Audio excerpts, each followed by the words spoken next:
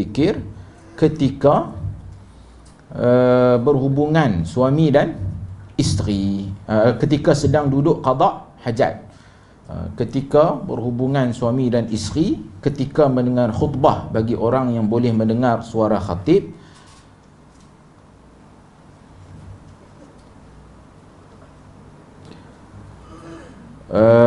sewaktu berdiri salat, yang harus dibaca adalah Al-Quran, dan sewaktu dalam keadaan mengantuk. Dibenarkan berzikir di jalan dan di dalam bilik mandi. Wallahu a'lam. Baik, di sini dia telah sebutkan beberapa contoh dan juga keadaan yang mana syariat mengecualikan daripada kita berzikir pada waktu tersebut.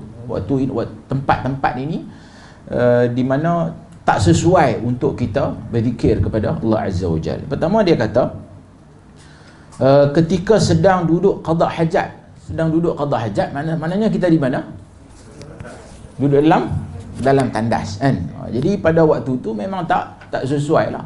Walaupun dalam keadaan sekarang ni orang buat macam-macam, ketika mana dia duduk dalam tandas qada hajat, kan? Saya pernah pergi satu orang ahli tokoh perniagaan hebat lah, saya pergi singgah di pejabat dia, ada urusan lain lah. Lepas tu minta tumpang bilik ayak. Dia masuk bilik ayak dah, dalam bilik ayak tu dia ada rak buku, penuh buku, kan? Tempat yalah, kan? Tandas duduk tu, kan? Tepi-tepi tandas tu ada buku, banyak buku, majalah, tapi bukan hak ni lah, kan? Cerita macam-macam lah, teknologi dan sebagainya. Rupa-rupanya ada orang menjadikan tabiat ketika duduk dalam tandas ni untuk membaca. Jadi dia kan, mungkinlah pada waktu tu, kan, dia punya fokus tu lebih terfokus, kan, menyebabkan, ataupun dia perlukan masa yang panjang. Jadi dia ingat bila dia nak qada hajat tu, jadi dia rasa rugi kalau dia tak manfaatkan masa tersebut. Jadi dia ambil peluang untuk membaca, kan. Tapi tak sesuai lah, kan. Jadi keadaan di tempat tersebut tidak sesuai lah. Kemudian dia kata, ketika berhubungan suami dan isteri, kan, ini pun juga keadaan tak sesuai. Adapun zikir yang warid dalam bab ni, kan, Allahumma bismillah, Allahumma jannibis syaitan ma razaqtana, kan. So dalam yang ni itu dibaca bukan pada ketika perkara itu berlaku, sebaliknya sebelum perkara itu tersebut berlaku, kan. Ketika mendengar khutbah bagi orang yang boleh mendengar suara khatib. Jadi ini yang menjadi perbahasan di kalangan fuqaha. Kalau dalam bab fiqh, tentang baca pandangan fuqaha dalam masalah ini, larangan berkata-kata ketika khatib sedang berkhutbah. Jadi di kalangan fuqaha ada yang menyatakan larangan ini tertakluk kepada mereka yang mendengar suara khatib. Yang ni kita kena faham perbincangan ini di sisi fuqaha dalam situasi mereka pada waktu dulu, sebelum adanya cerita speaker dan sebagainya ni, kan. Jadi orang yang duduk terlalu jauh, kan, mereka tidak tertakluk kepada larangan tersebut bila dia sampai dia tak boleh dengar apa yang diucapkan oleh khatib tersebut. Adapun orang yang boleh dengar, memang dia tak boleh nak berkata-kata pada waktu itu. Sewaktu berdiri salat, yang harus dibaca adalah Al-Quran, dan sewaktu dalam keadaan mengantuk, kan. Kerana bila kita mengantuk, kadang-kala kita akan tersalah, kan, bila kita mengucapkan sesuatu, menyebabkan akan boleh berlakunya kesilapan. Maka atas dasar itulah tidak dibenarkan kita mengucapkan pada waktu itu. Dan dibenarkan berzikir di jalan dan dalam bilik mandi. Kalau di sini sebenarnya dia sebut hammam. Disebut hammam. Hammam ni adalah di sisi orang Arab, hammam merujuk kepada tempat mandi awam, kan. Depa dulu ada tempat khas yang mana orang-orang lelaki ni, ataupun dia berlainan jantina lah, orang lelaki yang perempuan, kalau tuan-tuan pergi di Maghrib, Morocco, sehingga ke hari ni masih lagi ada, kan, tempat hammam ni, yang mana dia adalah tempat mandi awam. Jadi kita masuk kat situ, semua orang pakat mandi ramai-ramai lah, kan. Lelaki-lelaki lah, perempuan-perempuan, kan. Dan dia ada juga macam steam wap ni, macam mandi wap ni kan. Jadi di Morocco tu dia ada satu budaya yang agak menarik lah. Jadi kita, orang kat sana pula kalau nak masak sesuatu, masak kambing ke bubuh dalam tembikar tu, dia suka buat macam tu lah. Dia pun akan bawa benda tu dari beli daging kat market, bubuh dalam bekas tu, bubuh rempah semua benda, pi kat tempat hammam tu kan. Dia tempat orang daripada bakar periuk nak bagi steam tu masuk ke dalam tempat mandi tu. Pi letak kat situ. Untuk dia apa? Dia pun masak benda tu. Kan. Jadi di situlah hammam. So hammam di situ memanglah tidak menjadi masalah kerana tempat itu adalah tempat untuk mandi saja. Dia bukan tempat untuk nak qada hajat. Itu tempat yang lain. Tapi kita dalam konteks kita sekarang ni, dia dah jadi 2 in 1. Tempat itulah kita ni kan, kita mandi, tempat itulah juga kita qada hajat. Jadi atas dasar itu, kalau itu keadaannya maka tak boleh lah kan. Tapi kalau sekiranya tempat tersebut hanya khas untuk mandi sahaja, maka itu tidak menjadi satu kesalahan. Baik. Sekejap tuan. Tablet saya ni ada masalah. Saya nak kena buat semakan dengan apa nama? Kitab asal, nuskhah kitab asal dalam bahasa Arab, sebab ada beberapa benda yang tertinggal dan kesilapan dalam nuskhah terjemahan ni. Saya tuan-tuan.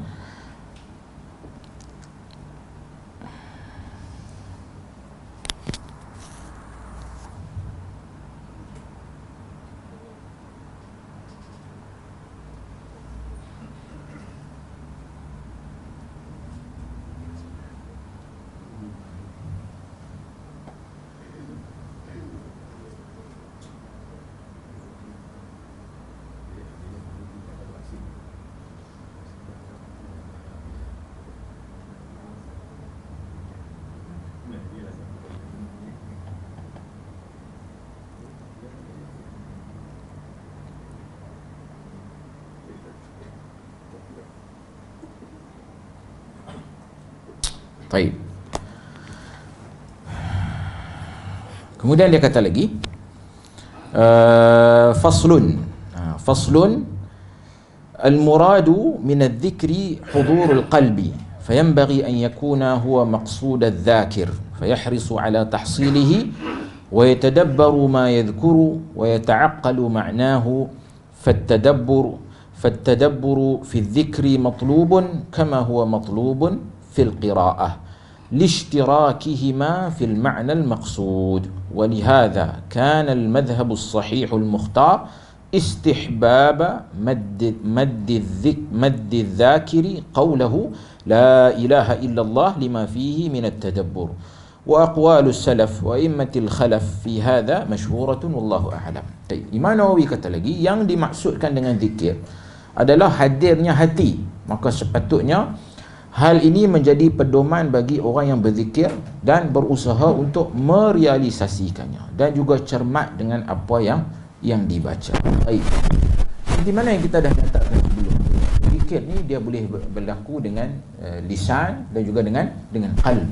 Dan dalam keadaan situasi yang paling afdal yang disebutkan oleh Nawawi adalah lisan dan juga qalb. Maknanya sewaktu kita berzikir, kita bukan setakat sebut dengan lisan, tetapi kita tadabbur maknanya dengan jantung hati kita ni. Sebab itu dikatakan di sini yang dimaksudkan dengan zikir adalah hadirnya hati, maka sepatutnya hal ini menjadi pedoman bagi orang yang berzikir.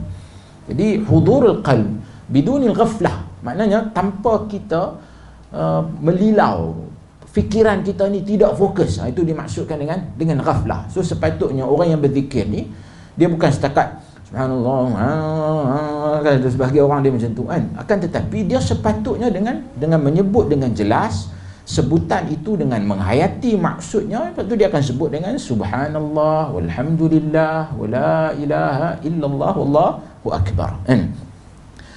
Baik, dia kata menjaga dan memahami bacaan zikir merupakan tuntutan sebagaimana tuntutan dalam membaca Al-Quran, kerana kedua-duanya memiliki tujuan yang sama kan. Jadi dia kata sama macam kita baca Al-Quran, kita akan baca dengan warattil Qur'ana tartila. Itu arahan daripada Allah Azza wa Jalla supaya kita baca Al-Quran itu dengan bacaan yang tertil. Dalam arti kata meletakkan ataupun memberikan hak pada setiap huruf, pada makharijul huruf yang sebenar, kan? Huruf sin dengan huruf sin, huruf shin dengan huruf shin, huruf tha, huruf ta, mana kita sebut dengan jelas, kan? Begitulah juga hukum tajwid, sebutan dengan jelas, dan juga memahami dan mentadabbur makna ayat Al-Quran tersebut. Jadi seperti itu kita buat pada Al-Quran, seperti itu jugalah kita buat pada zikrullah, dalam erti kata kita menyebut dengan sebutan yang betul, dengan jelas, dan juga menghayati apa yang kita baca. Lepas tu dia kata lagi, oleh itu pendapat yang betul adalah memanjangkan bacaan la ilaha illallah, kan? Nampak, kan? Jadi dia nak kata dalam masalah kita zikir ni, kita seperti mana kita ikut peraturan tu dalam Al-Quran, seperti itu juga kita ikut dekat zikrullah ni. So dia kata contohnya dekat la ilaha illallah, so di situ ada mad yang perlu dibaca dengan panjang, maka kita bacalah dengan panjang. Tapi kita baca dengan panjang pada tempat yang perlu kita panjang. La ilaha, di situ ada maddul munfasil, jadi kita baca dengan panjang. Tapi ilah tak boleh lah, la ilaha, salah lah kat situ. Ilah tak boleh dibaca dengan panjang, kan? Jadi kita baca pada tempat yang perlu dipanjangkan, kita panjang, kan? La ilaha illallah, kerana dengan memanjangkan dapat mencermati dan memahami isinya, kan? Perkataan para ulama terdahulu dan terkini cukup masyhur dalam masalah ini, wallahu a'lam. Baik. Kemudian dia kata lagi, faslun yanbaghi liman kana lahu wadhifatun min adh-dhikri fi waqtin min laylin aw naharin aw aqiba salatin aw halatin min al-ahwal fafatathu aw yatadarakaha wa ya'ti biha idza tamakkana minha wa la yumhilha. Dia kata lagi, sepatutnya dia sebenarnya, Imam Nawawi dia main dengan faslun tu, dia nak membezakan apa yang dibicarakan sebelum tu dengan selepas tu. Jadi tuan-tuan just tulislah, tulis apa, note sikit kat situ, fasal, kan, supaya kita boleh membezakan antara yang sebelum dengan selepas. Dia kata sepatutnya bagi orang yang memiliki kebiasaan berzikir pada malam, siang hari, setelah salat atau pada waktu-waktu yang lain, kemudian mendapat halangan, maknanya ada halangan, dia ni dah menjadi satu rutin kebiasaannya untuk berzikir pada waktu-waktu tersebut, tiba-tiba ada halangan, hendaklah dilakukan pada lain waktu dan tidak melalaikannya, wala yumhilha fa innahu idza i'tada al-mulazamata 'alayha lam yu'arridha lit-tafwid. Dia kata orang yang biasa berzikir tidak pernah melalaikannya, apabila suatu saat dia mudah melalaikan dan tidak mengqadakannya, maka mudah pula baginya untuk melalaikan dan tidak berzikir sama sekali. Jadi dia kata, bila kita dah jadikan zikir ni sebagai satu rutin, maka bila ada tiba keadaan di mana menyebabkan halangan, contohnya kita ni selepas subuh biasanya kita akan duduk zikrullah dulu, kan? Asbahna wa asbah mulku lillah, kan? Kita baca zikir pagi dan juga pagi, pada waktu pagi. Tiba-tiba pagi tu kita kalau ada urusan lain, so bila kita dah selesai urusan tersebut, kita kena qada balik, kan? Yang sepatutnya kita baca selepas pada waktu subuh tersebut, kan? Supaya dia kata, supaya benda ni menjadi satu rutin, sehingga kan bila dah jadi rutin, bila kita tinggal tu, kita jadi macam ada benda yang tak kena dalam hidup kita, kan? Supaya taklah lepas itu kita ganti balik, supaya kalau kita tertinggal lepas ni, bila kita dah ganti balik, menunjukkan yang kita rasa benda ni sangat penting. Kalau kita tinggal lepas tu, tak apalah, lain kali, kan?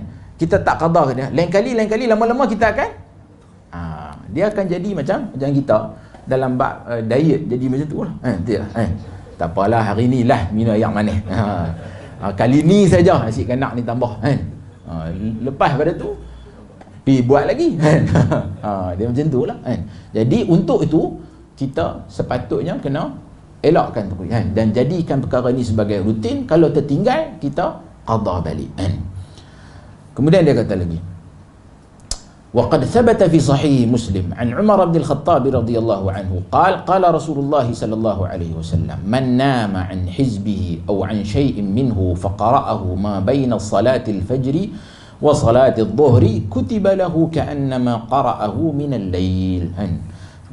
Disebutkan dalam Sahih Muslim daripada Umar ibn Al-Khattab radhiyallahu anhu, dia berkata Rasulullah sallallahu alaihi wasallam bersabda, "Man nama an hizbihi aw an shay'in minhu faqara'ahu ma baina salatil fajri wa salatil dhuhri kutiba lahu ka'annama qara'ahu min al-lail." Barang siapa yang tertidur daripada bacaan hizbnya. Hizb ni merujuk kepada bacaan dalam Al-Quran yang kan dia ada bahagian-bahagian dia kan, atau sebahagian daripada hizibnya, kemudian dia membacanya antara salat subuh dan salat zuhur, maka akan dicatatkan dia seakan-akan membacanya di malam hari kan. Jadi benda tu dah pun menjadi rutin dia, kemudian dia lupa, lalu dia ganti baca pula pada waktu yang lain, maka Allah Ta'ala akan tetapkan pahala bagi dia seolah-olah dia baca benda tu sepanjang malam kan. Baik. Yang ni dia bawa dalil ni untuk nak menyokong kenyataannya bahawasanya kalau sesiapa dah jadi rutin untuk dia berzikir pada waktu tertentu, maka bila dia ada halangan dia boleh qada balik kan. Baik. Seterusnya faslun fi ahwalin ta'ridu lidh-dhakiri yustahabbu lahu qat'u adh-dhikri bisababiha thumma ya'udu ilaihi ba'da zawaliha. Dia kata bab ni, fasal ni, anjuran menghentikan zikir ketika ada halangan. Ketika ada halangan kemudian dia ulang balik bila halangan tersebut sudah pun hilang kan.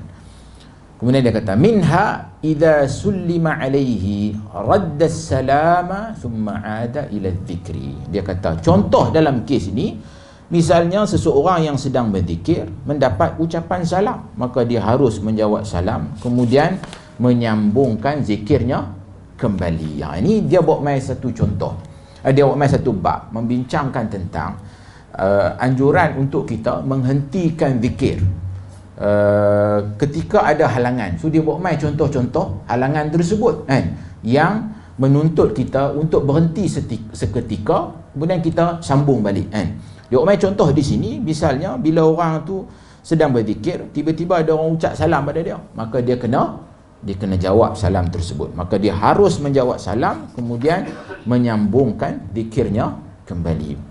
Wa kadza idza atasa 'indahu 'atisun syammatahu thumma 'ada ila adh-dhikr. Bila ada orang bersin dan bila orang sebut idza atasa 'indahu 'atisun syammatahu kan, bila orang bersin dia kena sebut apa?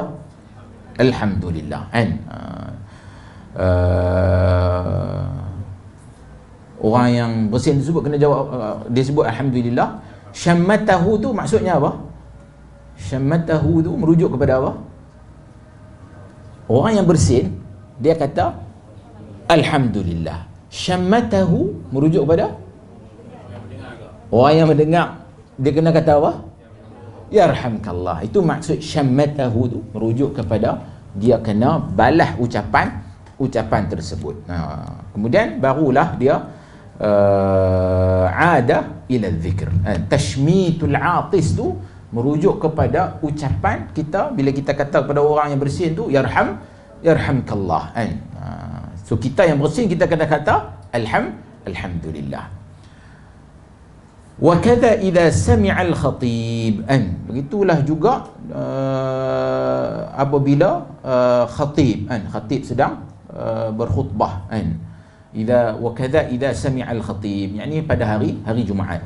Wa kadza idza sami'a muadzin ajabahu fi kalimatil adhani wal iqamati thumma 'ada ila dzikr. So apabila suara azan berkumandang, dia menjawab azan dan iqamah kan, dan kemudian kembali menyambungkan zikirnya. So bila dia dengar lawangan azan, Allahu Akbar, Allahu Akbar, kemudian dia kan kita dikehendaki menjawab lawangan azan tersebut. Demikian juga apabila melihat kemungkaran hendaklah dihilangkan, atau melihat yang ma'ruf hendaklah digalakkan, ada orang yang bertanya kepadanya, maka dia hendaklah menjawab pertanyaan tersebut, kemudian kembali menyambung zikirnya. Demikian juga jika mengantuk dan sebagainya. So ini contoh-contoh yang dia sebut merujuk kepada keadaan situasi yang mana memerlukan kita untuk menghentikan seketika zikir kita, kemudian barulah kita laksanakan perkara yang menghalang tersebut. Lepas pada tu barulah kita sambung semula zikir tersebut, kan?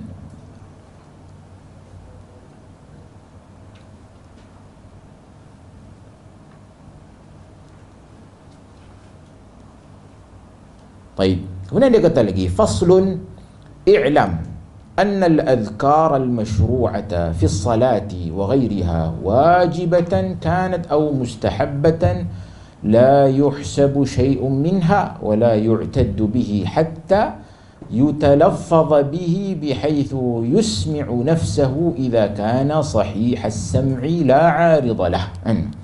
Dan dia kata lagi, perlu diketahui bahawa zikir-zikir yang disyariatkan dalam salat dan selainnya, baik zikir yang wajib maupun sunat, tidak akan dikira dan tidak dianggap sampai pelakunya mengucapkannya dengan suara yang boleh didengar minimum oleh dirinya sendiri jika memiliki pendengaran yang sihat. Yang ni dalam masalah bila berzikir ni, kan, kita disyariatkan untuk mengucapkan zikir tersebut dengan haddul adna ni, had yang paling rendah ni adalah kita bila menyebut zikrullah tersebut biarlah dalam keadaan dia sendiri boleh dengar. Itulah yang sepatutnya, kan? Tapi yang ni bila disebut kat sini perlu diketahui bahawa disyariatkan dalam solat dan selainnya. Bila kita kata boleh didengar oleh dirinya, kan? Yang ni ada perbahasan di kalangan fuqaha tentang masalah dengar tersebut. Macam mana kita nak tentukan kadar boleh dengar tersebut? Pertama sekali, benda ni dia jadi masalah bila mana dalam solat, kan, orang sebelah tu dia baca dekah. Bila dia baca dekah, apa jadi pada kita yang duduk sebelah dia? Dia jadi kelang kabut, kan? Sebab contohnya kita duduk baca tahiyat, kita dah tengah dah, kan? Dia duk, kan ada sebahagian orang dia lambat sikit ataupun dia duk ulang at-tahiyyatu kan, banyak kali. Jadi kita tu dah separuh dah. Dia duk ulang at-tahiyyah tu, kita jadi patah balik kepada at-tahiyyah awal tu, kan. Jadi dalam kes ni sebenarnya kadar tu, bila ulama kata dia boleh dengar dengan diri dia sendiri tu, dalam erti kata sewaktu dia duduk seorang-seorang yang senyap ni dia boleh dengar. Kalaulah dalam keadaan imam pun baca dengan mic-nya, dengan bunyi-bunyi luaran yang lain, kalau kita duduk lawan juga nak bagi dengar kita ni, maknanya kita akan baca dengan sangat dekah lah, kan? Sehingga boleh mengganggu orang lain. So dalam arti kata yang ni, sebab tu dia fuqaha juga ada sebut dalam masalah ni, iaitu dengan dia guna istilah al-hams ni dalam arti kata as-sautul khafi. Maknanya bila kita sebut tu macam mana kita kata subhanallah walhamdulillah wala hamd, maknanya dia bunyi dengan sangat slow. Hakikatnya dia bunyi sikit-sikit je tu, tapi hakikatnya kita tahu apa yang kita baca. So pada kadar itu sahaja sudah memadai, kan? Jadi kalau sekiranya itu dalam konteks, kalau dalam solat lah, supaya kita ni tidaklah mengganggu orang lain, kan? Akan tetapi dalam keadaan kalau tak mengganggu orang dan sebagainya, maka tidak menjadi masalah lah, kan? Untuk kita nak sebut dengan suara yang jelas, yang boleh kita dengar, kan? Baik. Kemudian dia kata lagi, faslun i'lam annahu qad sannafa fi 'amal al-yawm wal laylah jama'atun min al-a'immati kutuban nafisah. Yang ni dia terus buat main perbincangan yang seterusnya tentang, dia kata perlu diketahui juga bahawa ramai ulama yang telah menulis kitab mengenai masalah amalan-amalan dalam sehari semalam. Yang ni merujuk kepada penulisan yang menghimpunkan zikir yang dibaca pada waktu siang dan juga pada waktu malam. Dia kata ramai di kalangan a'immah yang menulis tentang bab ini. Rawau fiha ma dzakaruhu bi asanidihimul muttasilah wa tarraquha min turuqin katsirah wa min ahsaniha amalul yawmi wal laylah lil imam Abi Abdurrahman An-Nasa'i. Dia kata di dalam kitab-kitab tersebut mereka menjelaskan hingga ke berbagai jalur sanadnya secara muttasil.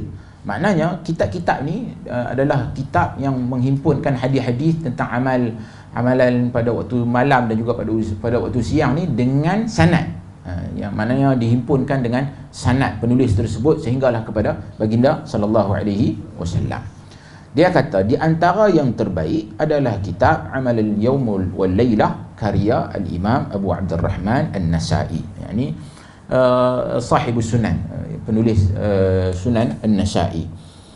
Wa ahsanu minhu wa anfasu wa aktharu fawaid kitab Amal al-Yawm wal Laylah li sahibihi al-Imam Abi Bakr Ahmad ibn Muhammad ibn Ishaq As-Sunni radhiyallahu anhum. Dia kata antara yang terbaik tadi kitab Amal Yawm wal Laylah karangan al-Imam An-Nasa'i dan juga kitab Amal Yawm wal Laylah karya Imam Abu Bakar Ahmad bin Muhammad ibn Ishaq As-Sunni.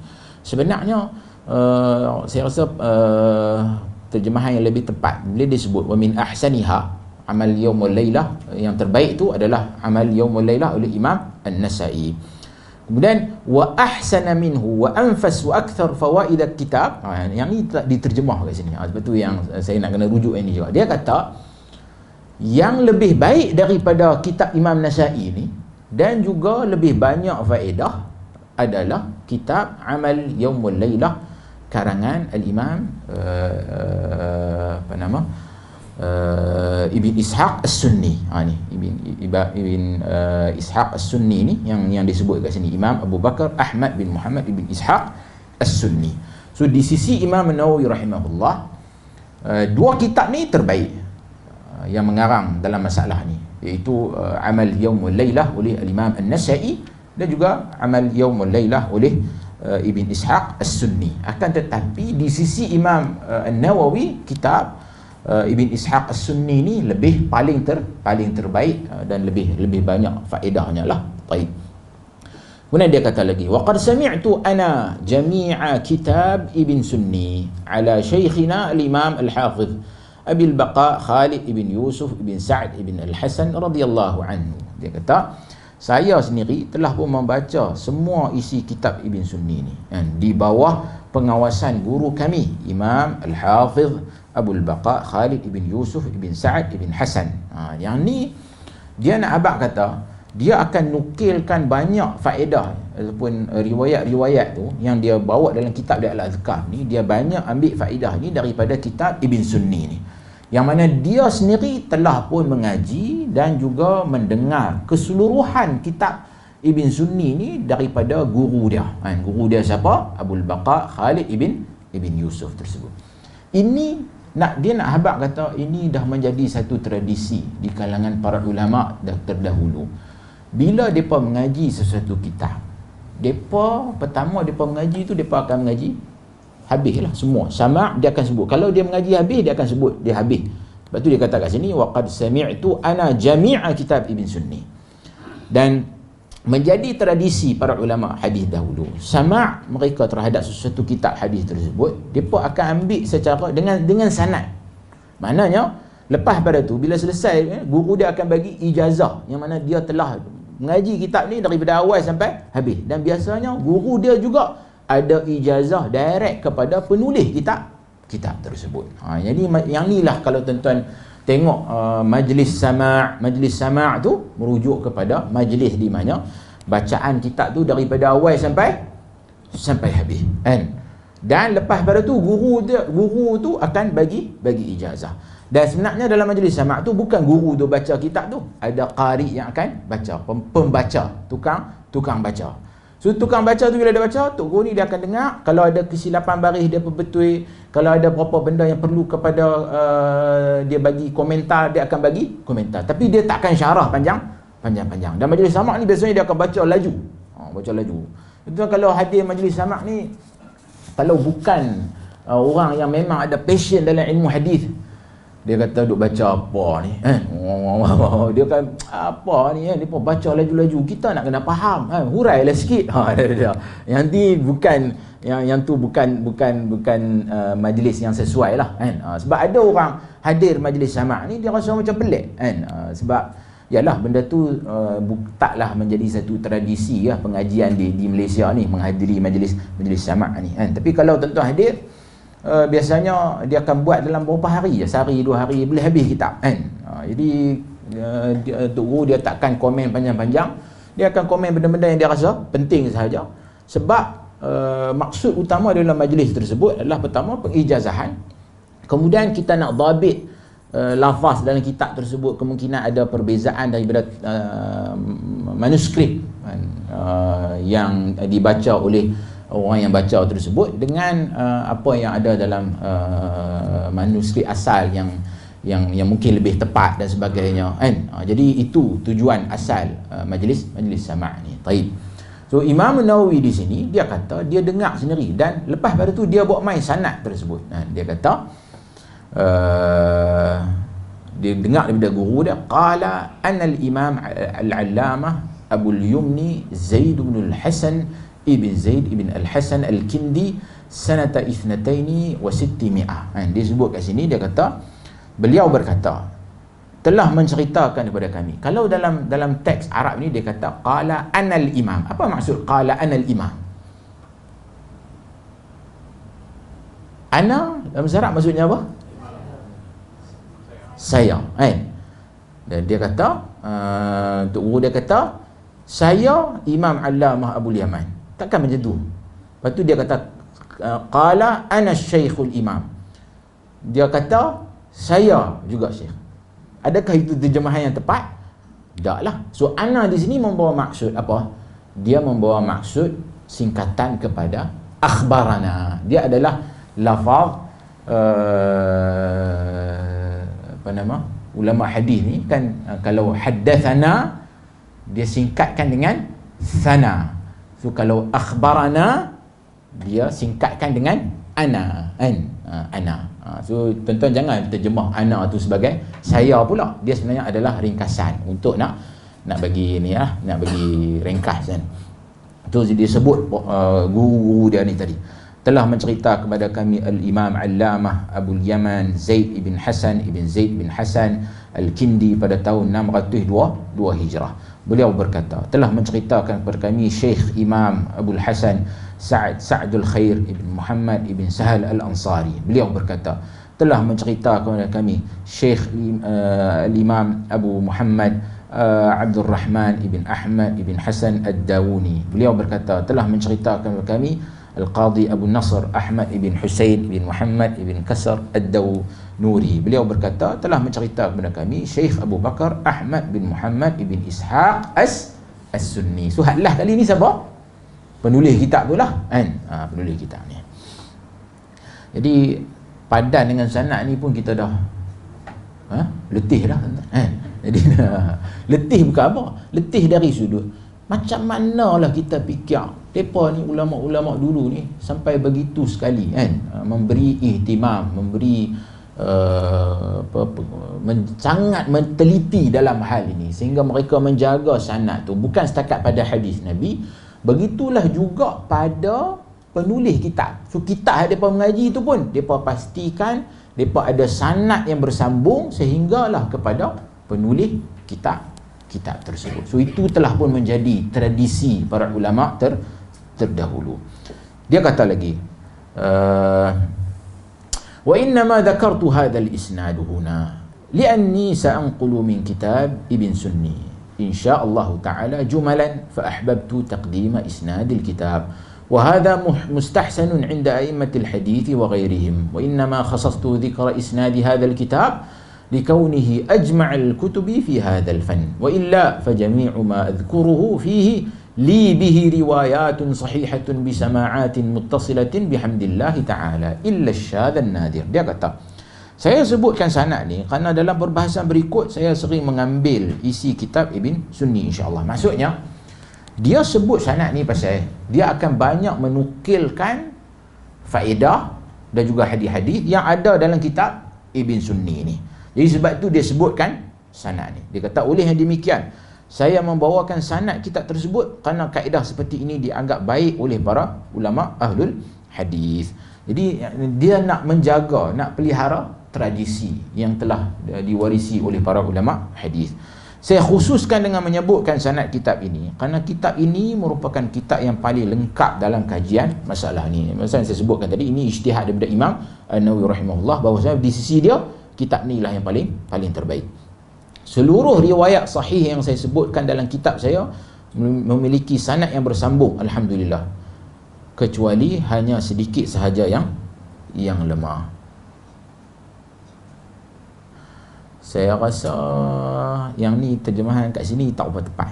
Dia kata kat sini, fajami'u ma adhkuruhu fihi li bihi riwayatun sahihatun bisama'atin muttasilatin bihamdillahi ta'ala. Dia nak kata macam ni, tuan. Dia riwayat-riwayat yang dia sebut dalam kitab ni sebenarnya dia ambil daripada kitab Ibn Sunni ni. Dan sebab itulah dia nukilkan sanad sehingga penulis kitab Ibn Sunni.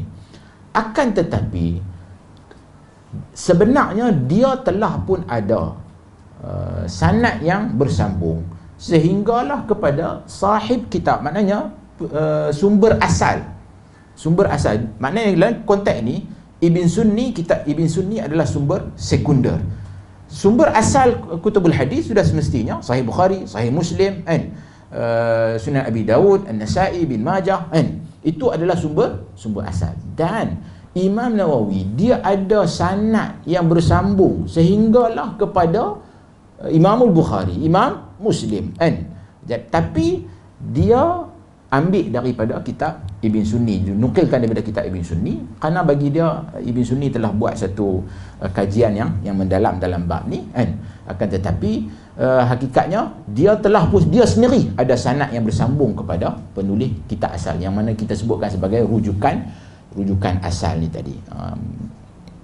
Kemudian dia kata illa syadhan nadir, maksudnya sebahagian daripada yang dia ambil daripada kitab Ibn Sunni tersebut, semua hadis-hadis itu ada sanad yang bersambung kepada penulis sumber asal, melainkan ada beberapa sahaja yang tidak ada dalam riwayat yang dia ada, sanad yang dia ada tu bersambung dengan penulis kitab asal tersebut. Itu disebut illa syadhan nadir.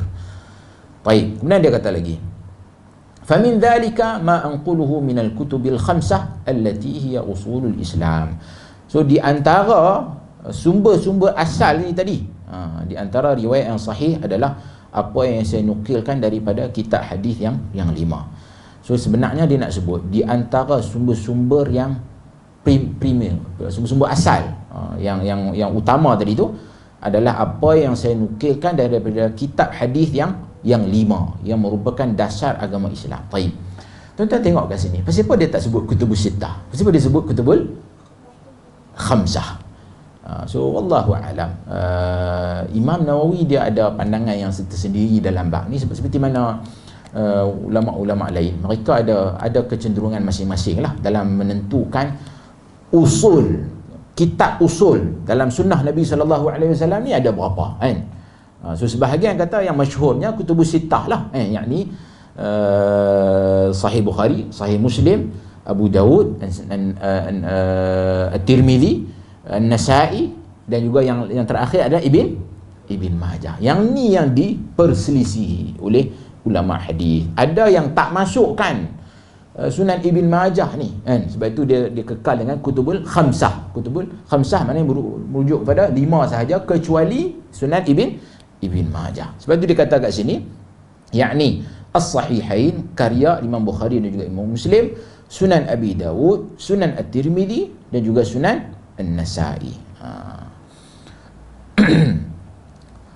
Kemudian dia kata, wa min dhalika ma huwa min kutubil masanid was sunan ka Muwatta'il Imam Malik wa ka musnad al-Imam Ahmad ibn Hanbal wa Abi Awanah wa Sunan Ibn Majah wa Daraqutni wal Baihaqi wa ghairiha min al-kutubi wa min al-ajza'i mimma satarahu insya-Allah taala. So kat sini dia sebut sumber-sumber ataupun yang ni kita panggil dalam istilah mawarid. Mawarid ni adalah sumber-sumber penulis kitab tu dia ambil daripada sumber mana. Yang ni kalau tentang ini salah satu bentuk kajian lah. Tak silap saya lah, risalah doktorah Dr. Kamilin tu, mawarid dia cari balik sumber-sumber asal penulis kitab. Mawarid siapa? Lupa dah tajuk tisi dia tu kan. Tapi yang pentingnya dia buat analisa tentang rujukan asal yang diguna pakai oleh penulis kitab tersebut. So dekat sini Imam Nawawi dia nyatakan sumber rujukan asal dia, hadis-hadis yang dihimpunkan dalam kitab Al-Adhkar ni dia ambil daripada sumber mana. So dia kata dia ambil daripada 5 kitab hadis yang utama yang merupakan dasar agama Islam. Dia sebutkan Sahihain, yakni Sahih Bukhari, Sahih Muslim, Sunan Abi Daud, Sunan At-Tirmidzi dan juga Sunan An-Nasa'i.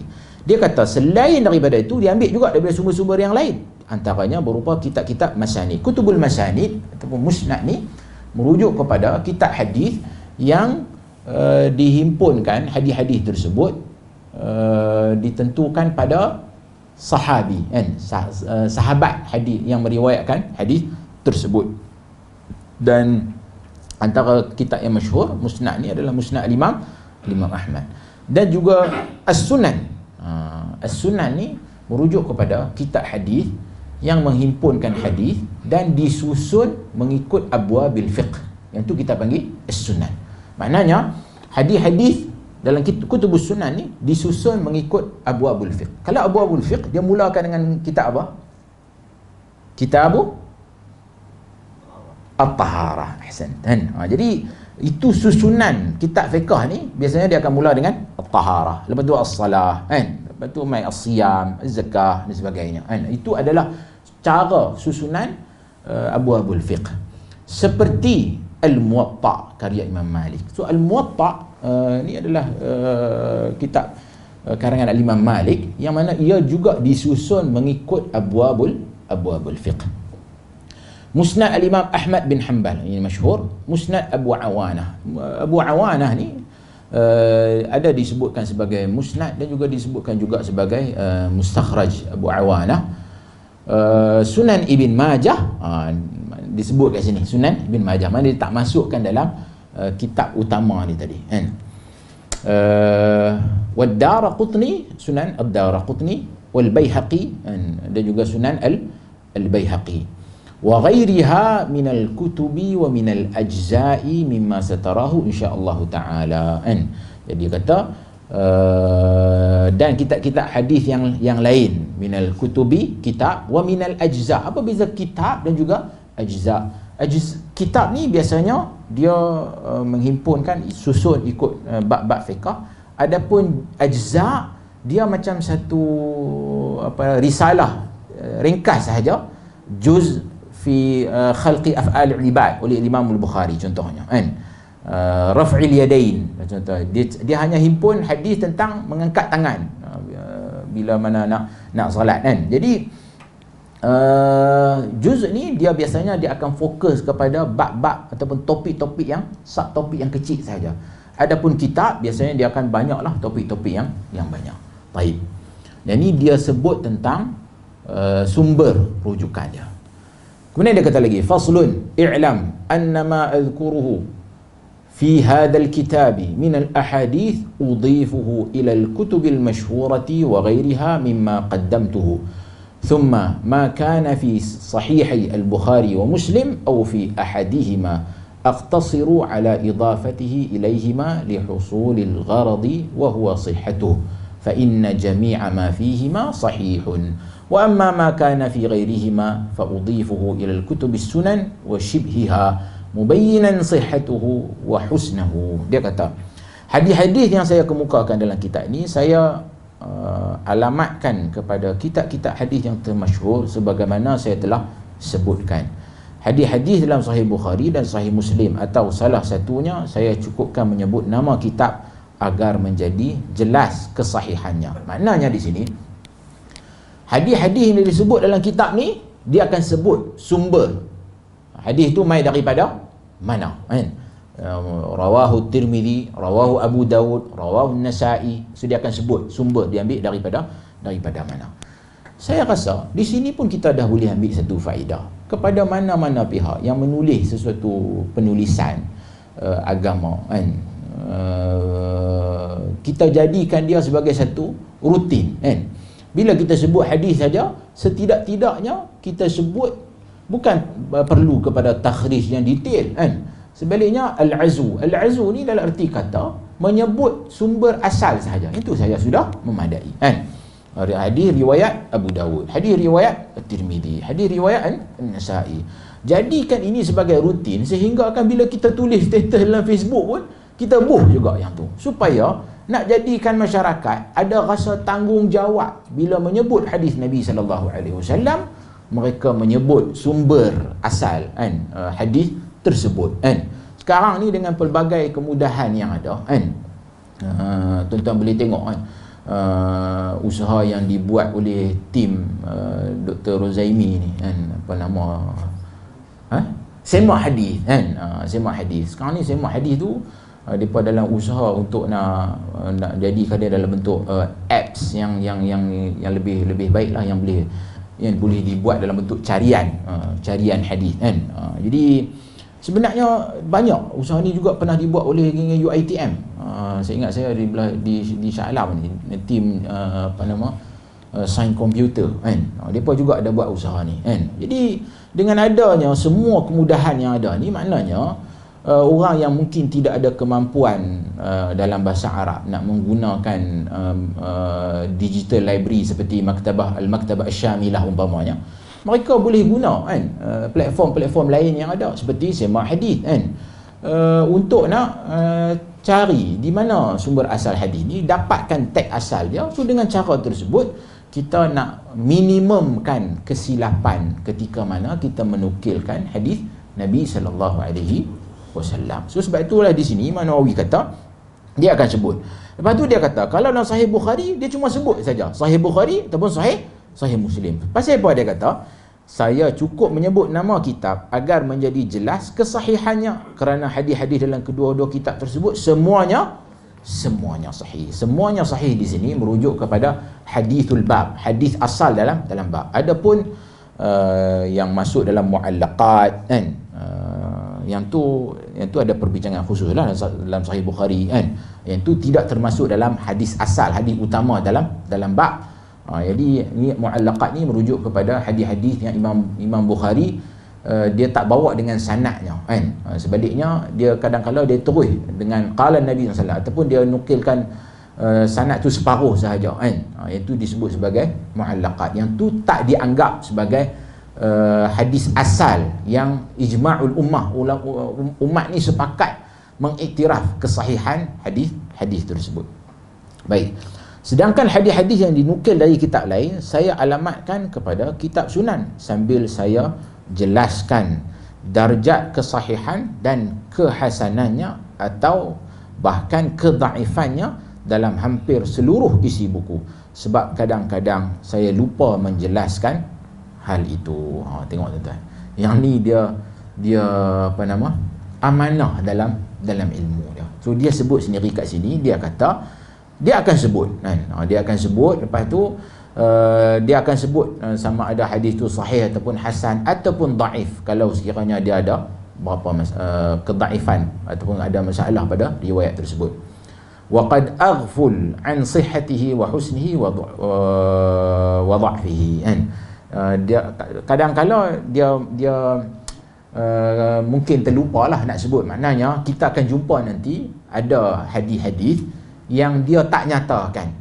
Jadi setidak-tidaknya kat sini kalau hak ni yang ni bagi pengkaji, orang yang nak buat thesis master kat PhD, kalau dia jumpa hak ni lah kita panggil gap study tu kan. Maksudnya ada ruang untuk kita nak buat kajian hadis-hadis yang mana Imam Nawawi biasanya dia akan sebut status hadis, tapi ada beberapa hadis yang dia tak sebut. So sebab tu kita kena buat analisa dan buat kajian.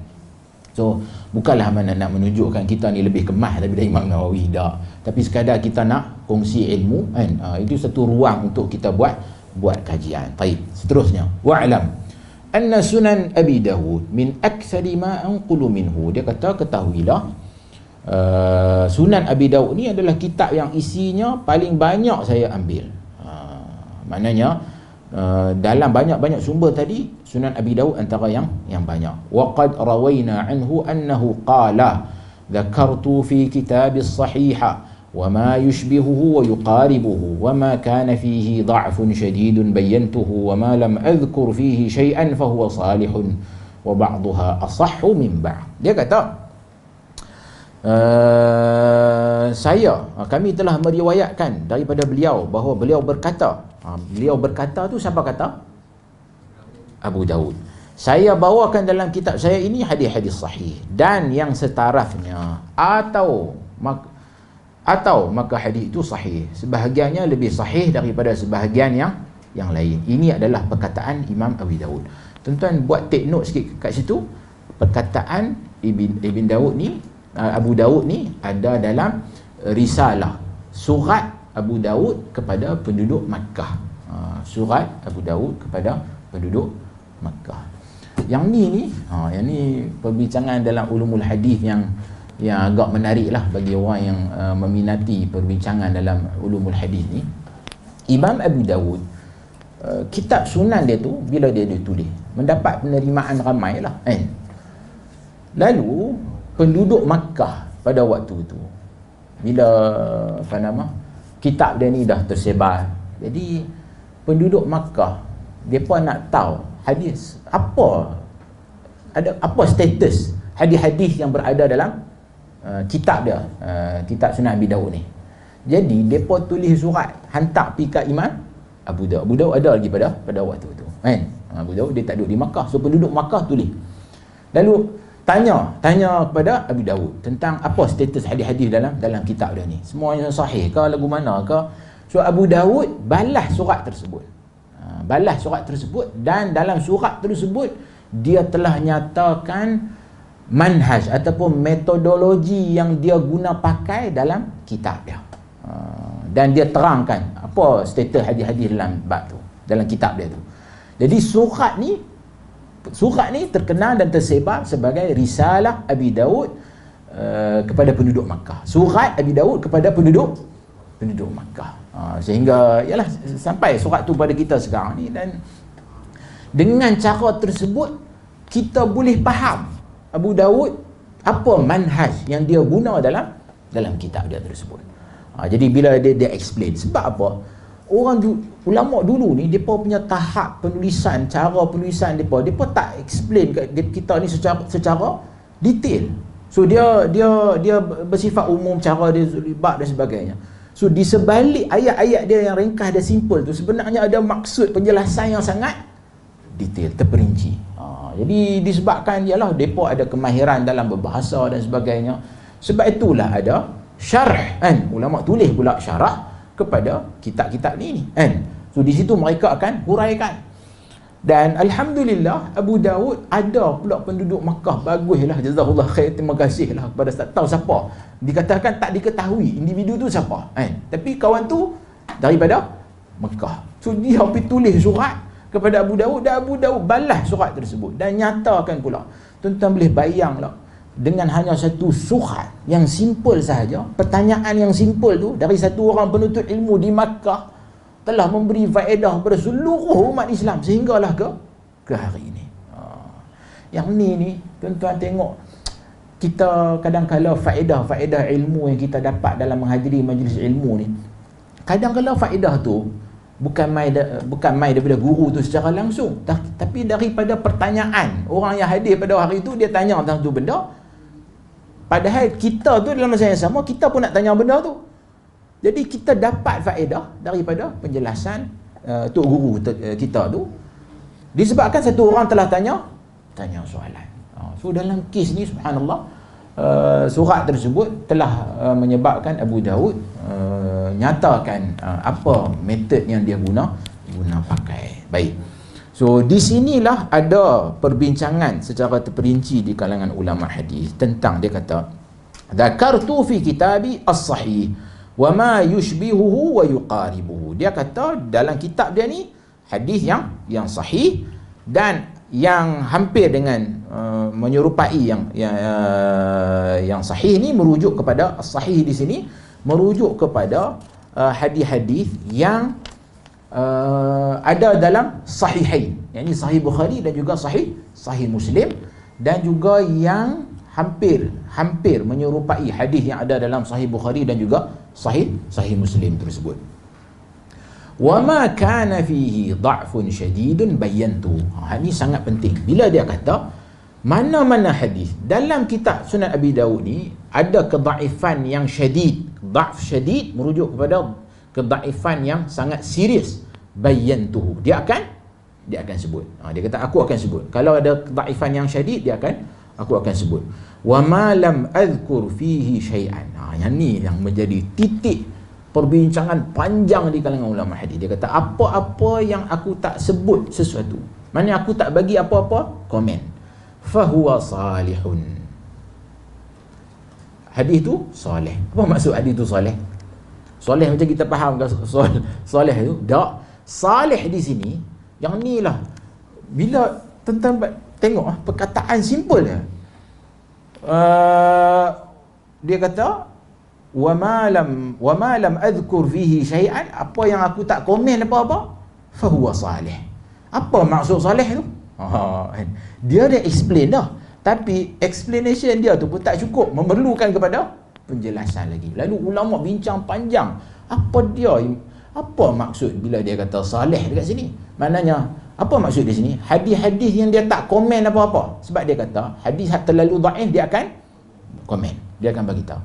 Tapi yang dia diam, dia tak bagi apa-apa komen, hadis ni salih. Salih ni maksudnya apa? Sahih ke? Hasan ke? Apa maksud dia? Sahih mana? Sahih li ghairihi ke? Hasan li dzatihi ke? Hasan li ghairihi ke? Ini menjadi perdebatan yang panjang, disebabkan dia pergi kata salih dan dia berhenti dekat tu. Nampak? Jadi ini menjadi perbincangan panjang sehingga ada kesimpulannya. Kita boleh katakan yang salih di sini dengan maksud salih lil ihtijaj ataupun salih lil i'tibar. Lil ihtijaj maksudnya ia hadis tu boleh dijadikan sebagai hujjah. Itu satu. Salih lil ihtijaj. Yang kedua, salih lil i'tibar, membawa maksud apa? Hadis itu dhaif, akan tetapi dia boleh menjadi penguat dan juga penyokong kepada riwayat yang lain, supaya akhirnya hadis tersebut boleh dinaik taraf menjadi hadis yang hasan. Nampak? Itu maksud dia. So salih lil ihtijaj ataupun salih lil i'tibar. Sebab itulah panjang-panjang ulama bincang ni. Last sekali kesimpulan yang boleh kita katakan, hadis-hadis yang didiamkan oleh Abu Daud. Lepas tu kalau dalam bab ni kita akan jumpa perbincangan ulama hadis, kita panggil sukut Abi Daud. Maknanya diamnya Abi Daud. Abu Daud tak bagi komen apa-apa pada hadis tersebut. Yang tu menjadi satu topik, boleh tulis satu tesis PhD pula. Bincang pasal hadis-hadis yang didiamkan oleh Al-Imam Abu Daud. Apa status hadis-hadis ni? Lalu ulama hadis kata kita tak boleh terima benda tu secara mutlak. Sebaliknya kita juga kena analisa, kita kena ambil kira pandangan-pandangan para nuqat, yakni merujuk kepada ulama hadis yang menganalisa dan juga mengkritik riwayat-riwayat hadis ni. Maknanya kita tak boleh terima secara bulat-bulat diamnya Abi Daud terhadap hadis tersebut. Jadi dia kata, akan tetapi dalam kes ni Imam Nawawi kata wa ma la adhu syai'an fa huwa salih wa ba'daha asahhu min ba'd hadha kalam Abi Daud wa fihi fa'idatun hasanatun yahtaju ilaiha sahibu hadha al-kitab wa ghayruhu wa hiya anna ma rawahu Abu Daud fi sunanihi wa lam yadhkur ضعفه fa huwa 'indahu sahihun aw hasan wa kilahuma yuhtajju bihi fil ahkam fa kaifa bil fadail. Kat sinilah yang dia nak sebut ni. Dia kata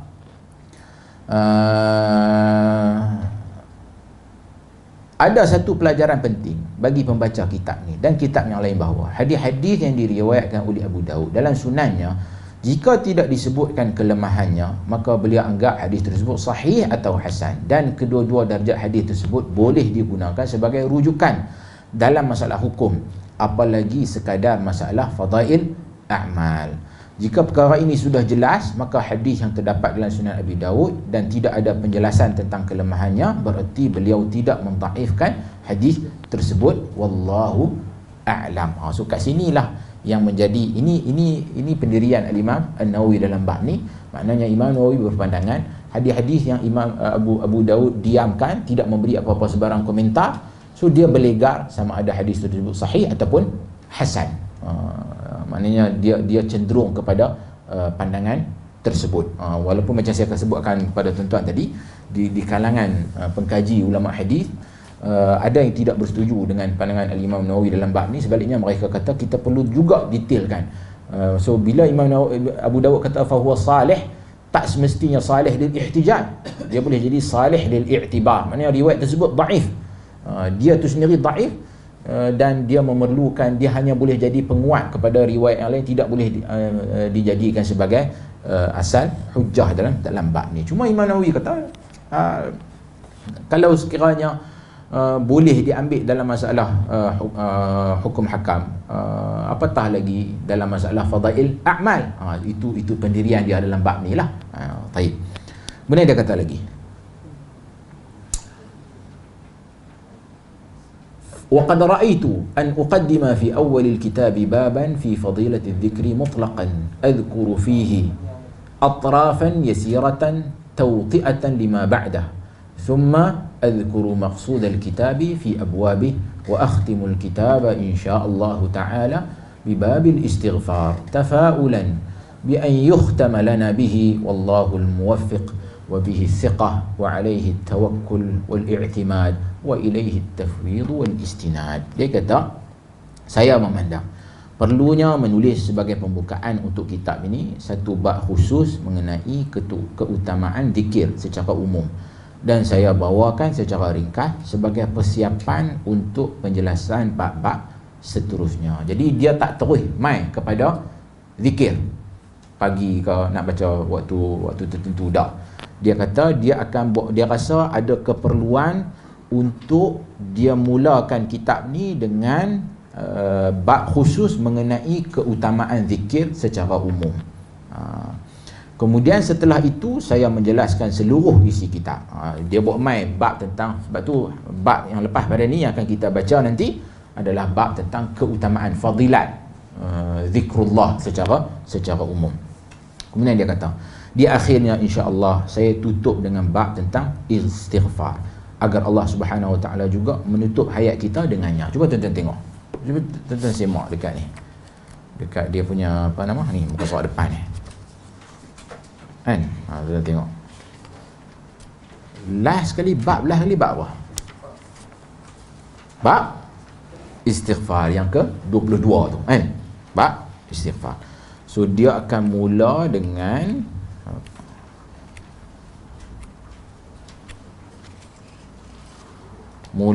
hak tadi tu. Sebenarnya dia start ni dekat ni, dekat keutamaan zikir. Tu kan, fadilat zikir, dan dia akhirkan dengan babul istighfar. Pasal apa dia buat main dengan tu? Dia kata di akhirnya insya-Allah saya tutup dengan bab istighfar, agar Allah Subhanahu Wa Taala juga menutup hayat kita dengannya. Kat sini dia guna istilah tafaulan. Tafaul ni dia lebih kepada macam harapan lah, kan? Lalu dia kata dia mulakan kitab dia ni dengan himpunan tentang hadis-hadis tentang fadilat zikir secara umum.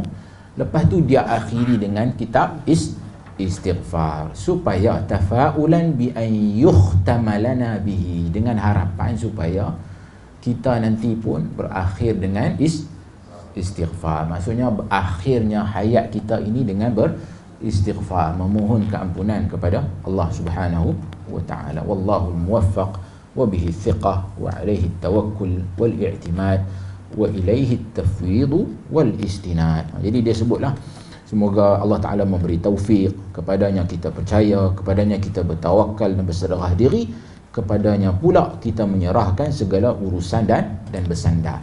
So kat sini ni tuan-tuan tanda kat situ, kat sini habis dah mukaddimah. So ni maknanya sebelum-sebelum ni adalah mukaddimah dia. Panjang tu dia cerita macam-macam kan. Dia terangkan dia punya metod, apa dia yang manhaj yang dia guna pakai dan sebagainya. So selepas pada ni barulah mula isi kitab ni.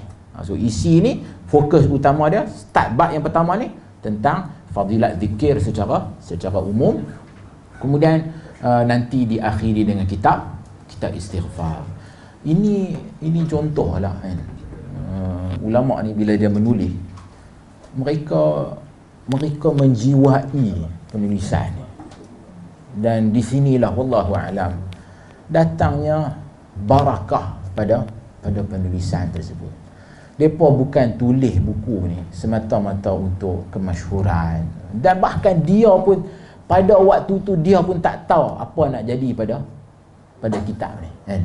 Akan tetapi sewaktu dia tulis tu, dia pastikan dia seikhlas mungkin, dan dia teliti dalam menulis tersebut, dan dia harapkan mudah-mudahan orang dapat faedah daripada penulisan tersebut. Dan ternyata Allah Subhanahu wa taala telah kurniakan kelebihan ini kepada Imam Nawawi, sehingga kan macam saya pernah sebut sebelum ni, tidak ada rumah kan umat Islam hari ini melainkan pasti akan ada kan, setidak-tidaknya satu penulisan Al-Imam An-Nawawi dalam rumah mereka kan.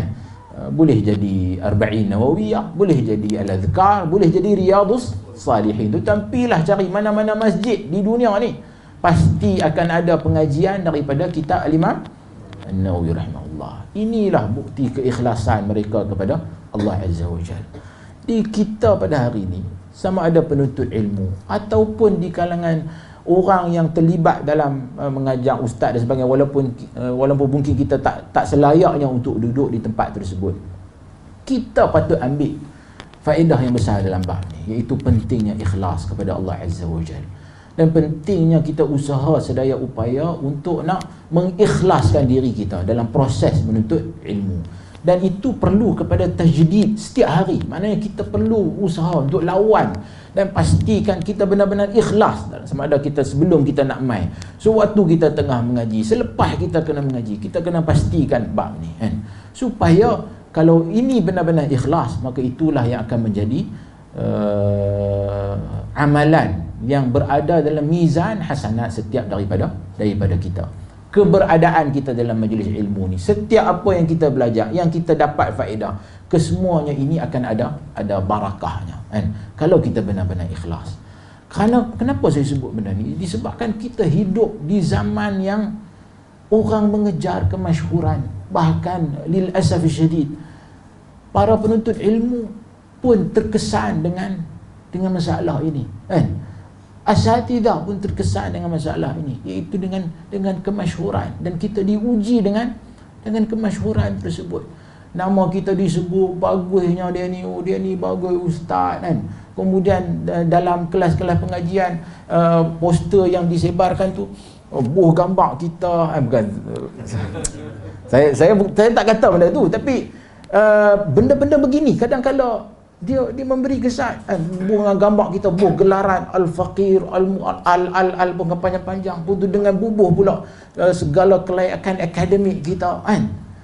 Jadi kita tak kata benda tu salah, akan tetapi lama kelamaan ia memberi kesan kepada orang tersebut, memberi kesan. Jadi satu fenomena bergambar dengan tokoh-tokoh ulama dan sebagainya, ustaz. So kita ramai orang pengikut ambil gambar kita. Kita mula-mula okey, tak payah bagi ambil gambar. Lepas tu lama kelamaan ambil gambar mana, ambil elok-elok sikit lah. Dah mula kan. Lepas tu bila buat poster gambar, siapa poster gambar ana dalam ceramah tu, tak tahu. Ente cari hak elok sikit kan. Kalau nak buat gambar anak baik, bagi elok sikit. Ada. Dia dah mula pergi batu pula dah. Lepas tu pasal apa ente tak buh anak-anak ada PhD? Ente ingat senang dapat PhD tu. Buh doktor tu. Mula dah. Ini semua masalah. Ini semua akan menguji kita di saat bila kita tak ada apa-apa, sehinggalah di saat kita dah ramai pengikut. Waktu kita mengajar yang ada seorang dua, sehinggalah waktu yang ramai orang hadir majlis ilmu kita. Di saat itu ujiannya berbeza. Kemasyhuran ni datang dengan fitnah kan? Jadi saya sebut benda ni supaya tuan-tuan tolong ingatkan saya dan tolong nasihatkan. Kalau nampak kita jadi tersasar kan. So kita bila dah mungkin popular dan sebagainya, kita dah start dah tak mau dis saya tak pergi ikut dis ni. Dis tahu mana padahal mula-mula mengajak lu di sini lah kan. Bila orang menjemput, saya ingat tak apa, saya ada hak lain yang lebih penting kan, contohnya kan.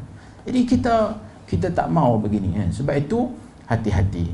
Kita juga yang para penuntut ilmu, jangan bawa benda ni, jangan bawa fitnah ni kepada guru kita dengan memuji mereka, mengangkat mereka secara berlebih-lebihan. Sebab itu kita tengok para ulama, Syekh Ibn Uthaymin pernah dalam satu muhadarah, orang baca Al-Allamah, orang sebut tentang dia ni satu orang yang sangat alim, dia kata sudah dia suruh pengurusi majlis tu berhenti, sudah.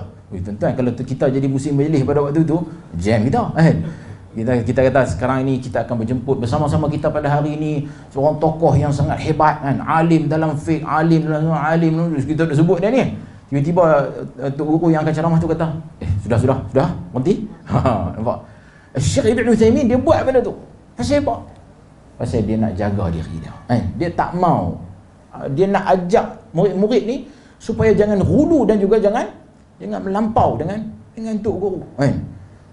Itu sepatutnya kita kena ada benda tu. So kalau anak murid melampau sangat, main sampai ke tahap main duk cucium tangan kita, mula kita tak mau, lepas tu kita pula suar tangan. Subhanallah, hati-hatilah dalam bab ni. Jangan buka ruang ni. Jangan buka ruang. Dan juga kalau saya sebut yang tu dulu kan, supaya menjadi peringatan kepada diri saya dan juga kepada para penuntut ilmu itu sendiri kan. So kita kena ikhlas dalam proses menuntut ilmu ni. Kita bukanlah niat semata nak tunjuk kata kita pandai, kita lebih bagus daripada orang. Disebabkan pada saat dan juga zaman hari ni orang mengejar benda-benda sebegitu kan. Jadi dia mai kuliah tu ada banyak siri. Dia mai hari lah, kemudian dia ambil gambar dengan tok guru tu, betul upload dalam Facebook. Telah menghadiri majlis ni kan. Semua orang puji, bagus akhi ana pun tak dan nak pergi, bagus hantar semua. Kita pun banyak pula orang tekan like tu. Setiap like tu kita nak tengok, bagus ni orang pakai like aku punya ni. Jadi benda tu, ini semua tuan-tuan memberi kesan, setiap benda tu memberi kesan terhadap hati kita. Percaya tuan-tuan, beri kesan kepada hati kita. Lalu kita elakkan. Kalau boleh kita elak. Saya tak kata benda tu jangan buat. Saya tuan-tuan faham, saya kata jangan buat pula. Saya kata benda ni tuan-tuan kena ambil kira dan ambil hati-hati bukan saya kata tak boleh. Tak boleh saja nak ambil gambar dengan tokoh tu, ilmuwan mana-mana, silakan, tak menjadi masalah kan. Cuma hati-hati kan, jaga-jaga dengan talbisul iblis. Berapa ramai dah penuntut ilmu yang terkesan dengan hal ini, sehingga akhirnya apa last sekali faedah apa yang dia dapat dalam proses sepanjang menuntut ilmu ni? Tak ada. Last sekali dia dapat dari sudut apa? Kemasyhuran. Itu sahaja kan. Dia mungkin popular. Bahkan kadang-kadang dia akan pergi kepada peringkat. Bila dah ramai ada dia lagi, okey tak apa, kita dia pun buat satu page sendiri, soal jawab bersama saya. Jadi dia dah start macam tu. Dia dah start tulis buku, dah start buat macam-macam, padahal dia tidak ada keahlian dalam hal tersebut. So mudah-mudahan Allah Ta'ala menyelamatkan kita dalam hal ini. Apa yang saya nak letakkan di sini adalah bagaimana pentingnya ikhlas dalam proses menuntut ilmu, dan juga kita lihat telah kesan keikhlasan tersebut pada Imam Nawawi, sehingga Allah Ta'ala telah takdirkan dia satu orang tokoh yang telah tokoh yang telah menyumbang yang besar pada umat ini kan. Kitab-kitab penulisan dia diterima pakai sehingga sehingga hari ini, dan kita dapat mengambil faedah daripada kitab-kitab dia. Mudah-mudahan Allah Ta'ala kurniakan keikhlasan kepada kita semua, insya-Allah. Hadirin-hadirat dirahmati Allah sekalian, saya kita berhenti kat itu. Nanti kita akan sambung pada bab yang utama, keutamaan zikir yang tidak terikat waktunya. Dan nanti boleh guys, insya-Allah. Wallahu a'lam.